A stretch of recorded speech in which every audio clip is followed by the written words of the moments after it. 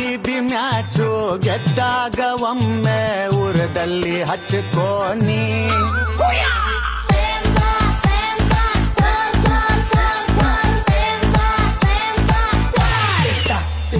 ನಮ್ಮೊಳಗ ಇದ್ದು ನಮ್ಮ ನೀರು ಕುಡಿದು ನಮ್ ಕಂಡ್ರ ಉರ್ಕೋತಿ. ಸೋಲು ಗೆಲುವು ಇದ್ದಿದ್ದೋ ತಮ್ಮ ಬಾಯಾಕ ಬಡ್ಕೋತಿ.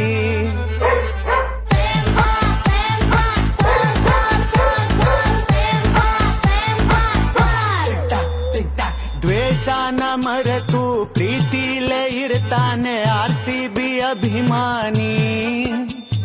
ಕುಂಬಳಕಾಯಿ ಕಳ್ಳ ಯಾರಂತ ಕೇಳಿದ್ರ ಹೆಗಲ್ ಮುಟ್ಕೊಂಡ್ ನೋಡ್ತೀನಿ.